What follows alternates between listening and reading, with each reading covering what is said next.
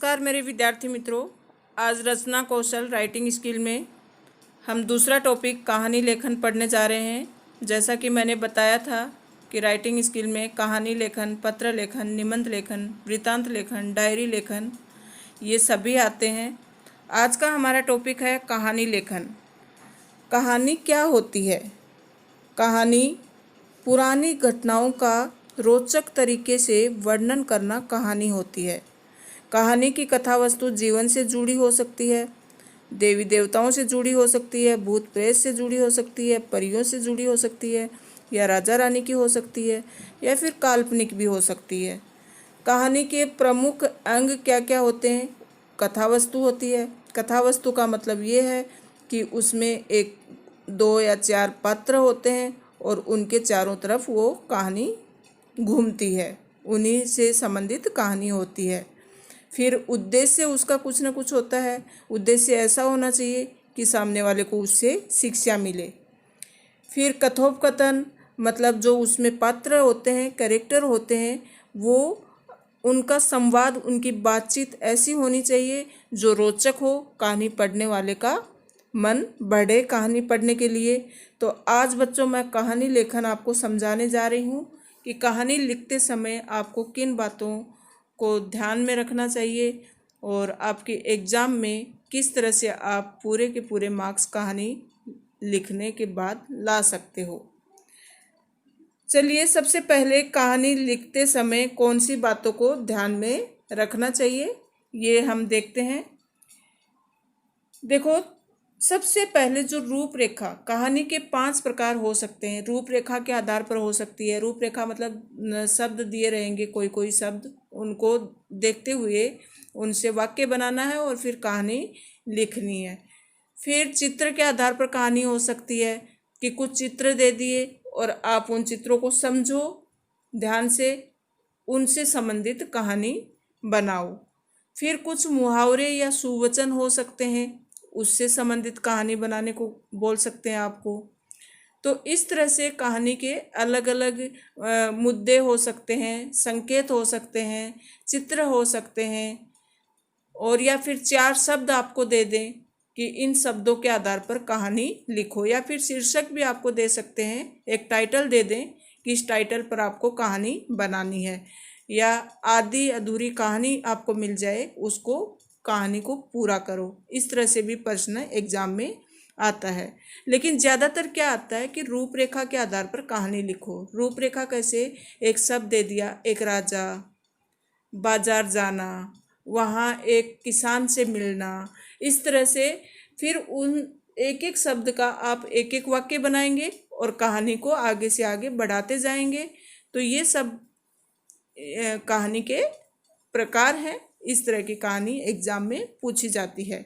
लेकिन कहानी लिखते समय किन किन बातों को ध्यान में रखना चाहिए ये मैं आपको बताने जा रही हूँ।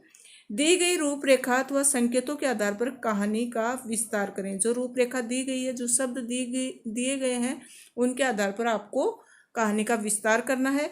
कहानी में विभिन्न घटनाओं, प्रसंगों को संतुलित विस्तार दें। किसी प्रसंग को न अत्यंत संक्षिप्त लिखें और न अनावश्यक रूप से विस्तृत लिखें। तो कोई भी जो आपको टाइटल दिया गया है या मुद्दे दिए गए हैं, शब्द दिए गए हैं, उनको बढ़ा चढ़ाकर आपको नहीं लिखना है। कहानी की भाषा एकदम सरल होनी चाहिए, एक निश्चित प्रवाह होना चाहिए उसका। कहानी का आरंभ आकर्षक होना चाहिए। कहानी का आरंभ अगर आप आकर्षक करोगे तो पढ़ने वाले का मन बढ़ेगा और आपकी पूरी कहानी वो ध्यानपूर्वक पढ़ेगा और सुनेगा, ताकि पाठक का मन उसे पढ़ने में रम जाए। कहानी की भाषा सरल, स्वाभाविक, प्रवाहमयी होनी चाहिए। उसमें क्लिष्ट शब्द मतलब कठिन शब्दों का प्रयोग नहीं करना चाहिए। कहानी को उपयुक्त आकर्षक शीर्षक देना चाहिए कि उसका टाइटल ऐसा होना चाहिए कि टाइटल पढ़ते ही मन करे कि कहानी पढ़नी चाहिए, और कहानी का अंत सहज ढंग से होना चाहिए। तो ये कहानी लिखते समय इन बातों का ध्यान रखना है आपको। फिर देखो, यहाँ ध्यान देने वाली बात यह है कि कहानी रोचक और स्वाभाविक हो, घटनाओं का पारस्परिक संबंध ही, भाषा सरल हो, कहानी से कोई न कोई उपदेश अवश्य मिलता हो, और अंत में कहानी का एक अच्छा शीर्षक भी देना चाहिए। चलिए आगे बढ़ते हैं।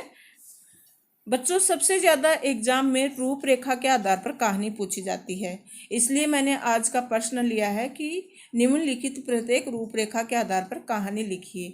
आपको मैं बताने जा रही हूँ कि रूपरेखा के आधार पर कहानी आती है तो उसको किस तरह से लिखना है। कहानी की रूपरेखा बिखरे हुए मोतियों की तरह होती है, जिन्हें चुन चुनकर उचित स्थान पर रखकर सुंदर, सरल, शुद्ध और लय वाली माला बनानी पड़ती है। अर्थात कहानी लिखने का अभ्यास करना ही कहानी लेखन है। सबसे पहले छात्र क्या करेंगे, प्रश्न पत्र में दी गई कहानी की रूपरेखा को ध्यान पूर्वक पढ़ेंगे कि रूपरेखा क्या दी हुई है। ठीक है।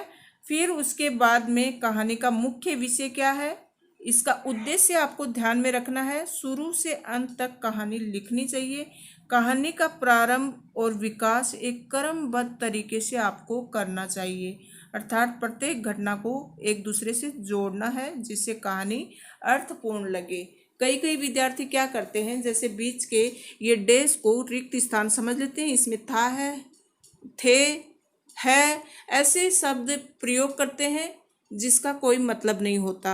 इन शब्दों को लिखते समय आपको ये ध्यान देना है कि इनका एक सार्थक वाक्य बनाना है और दूसरा वाक्य जो दूसरे शब्द से बनाओगे वो पहले वाक्य से जुड़ा हुआ होना चाहिए, तभी वह कहानी क्रमबद्ध और रोचक लगेगी। चलिए आज की कहानी देखते हैं हम।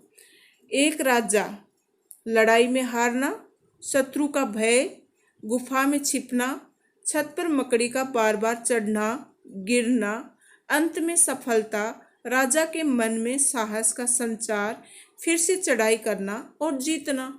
तो इस तरह से देखो, कुछ मुद्दे दिए हैं, कुछ संकेत दिए हैं और उन संकेत को आपको दिमाग में रखते हुए एक कहानी बनानी है।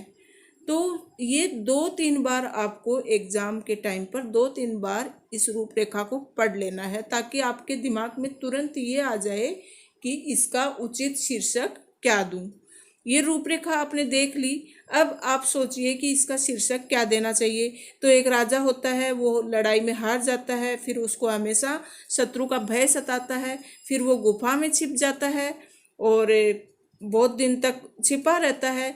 फिर वो देखता है कि वहाँ पर छत पर एक मकड़ी बार बार चढ़ती है और बार बार गिरती है, लेकिन एक न एक दिन वह सफलता पा लेती है।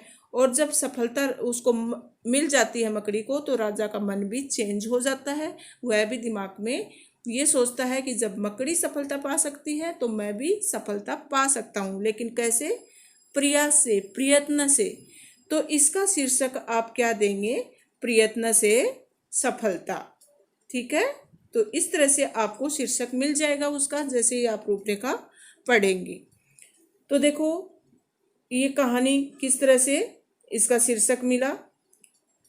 शेर सिंह नाम का एक राजा था, वह था तो बहुत पराक्रमी। तो हमने रूपरेखा देखी थी ना, एक राजा का होना, लड़ाई में हारना, एक राजा का लड़ाई में हारना। तो इस तरह से एक ही संकेत में 2 वाक्य छिपे हुए थे, हमने उसको विस्तार दिया, हमने उसको बढ़ाया, तो शेर हमने उसका राजा का नाम दे दिया। इस तरह से हमने एक सार्थक वाक्य बना लिया। तो शेर सिंह नाम का एक राजा था, वह था तो बहुत पराक्रमी, पर उसके पास अधिक सैन्य बल न था। तो वह पराक्रमी था, मतलब लड़ाई में हारने के पीछे कुछ न कुछ तो कारण रहा होगा ना, तो वो भी हमें दिमाग में उसको भी लेकर इस वाक्य से जोड़ना है। तो इस तरह से वाक्य का विस्तार करना है, कहानी का विस्तार करना है। तो वह पराक्रमी था, पर उसके पास ज़्यादा सेना नहीं थी। पड़ोसी राजा को उसकी इस कमजोरी का पता लग गया और उसने उस पर हमला बोल दिया। अब रूपरेखा क्या थी? राजा का लड़ाई में हारना। तो हारेगा तब भी ना जब कोई दूसरा शत्रु उस पर आक्रमण करेगा।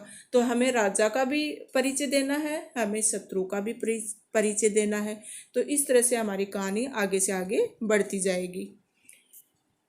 फिर हमला बोल दिया। घमासान लड़ाई में शेर सिंह हार गया, उसे अपने राजपाट से हाथ धोना पड़ा।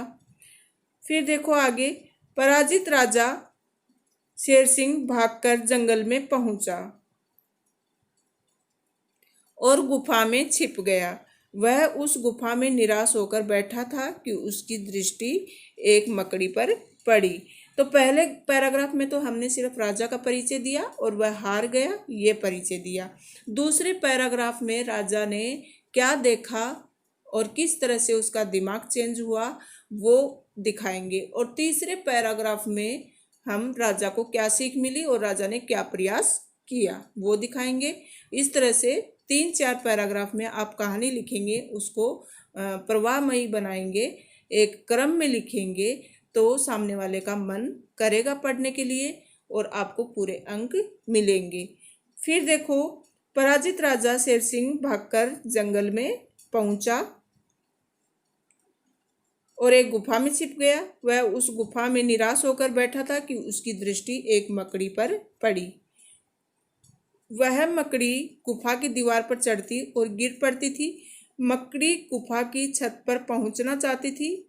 बार बार गिरने पर भी मकड़ी ने हिम्मत नहीं हारी। वह ऊपर चढ़ने का प्रयत्न करती रही। आखिर उसका प्रयत्न सफल हुआ और वह छत पर चढ़ गई। अब आगे बढ़ते हैं तीसरे पैराग्राफ की ओर। तीसरे पैराग्राफ में देखो, ये देखकर शेर सिंह निराशा और चिंता छोड़कर खड़ा हो गया। तो राजा का मन चेंज हो गया। उसमें बताया था ना राजा का मन बदलना। तो राजा का मन किस तरह से बदला ये आपको दिमाग में कल्पना करके उस कहानी को बढ़ाना है। ये देखकर शेर सिंह मतलब निराशा और चिंता छोड़कर खड़ा हो गया। उसने फिर सैन्य जमा किया। सैन्य मतलब सेना को जमा किया। पूरी शक्ति से शत्रु राजा पर चढ़ाई कर दी। मतलब उसने अपने दुश्मन पर हमला बोल दिया। शेर सिंह ने बड़ी वीरता से लड़ाई की और शत्रु पर विजय पाई। शेर सिंह को अपना राज्य तो मिला, शत्रु के राज्य पर भी उसका अधिकार हो गया। तो इस तरह से बच्चों हमने कहानी को 3 पैराग्राफ में कंप्लीट किया। तो देखो, और फिर अंत में इस कहानी से हमें उचित शिक्षा क्या मिलती है वो भी लिखना ज़रूरी होता है। तो ये देखो, सीख ये मिलती है कि छोटे छोटे जीवों से भी हम बहुत कुछ सीख सकते हैं। निसफलता से निराश न होकर प्रयत्न जारी रखने से ही अंत में सफलता मिलती है। या फिर शीर्षक ऐसे भी दे सकते हैं कि बार बार प्रयास करने पर एक दिन सफलता अवश्य मिलती है। तो इस तरह से बच्चों हमने ये कहानी को सीखा। और साथ ही बच्चों आपके लिए गृह कार्य है, इसको कंप्लीट करना आपको। जैसा कि मैंने रूपरेखा के आधार पर आपको समझाया कि किस तरह से कहानी लिखनी चाहिए। रूपरेखा के आधार पर 3-4 पैराग्राफ में होनी चाहिए। कहानी सरल होनी चाहिए, सहज होनी चाहिए, उससे कोई ना कोई शिक्षा जरूर मिलनी चाहिए। और कम से कम 3 या 4 पैराग्राफ में कहानी को पूरा करें, क्रमबद्ध तरीके से लिखें। धन्यवाद मेरे विद्यार्थी मित्रों। ये जो कहानी दी जा रही है इसको आप ज़रूर कंप्लीट करेंगे और मुझे कमेंट बॉक्स में बताएंगे कि आपको कहानी समझ में आई या नहीं। धन्यवाद।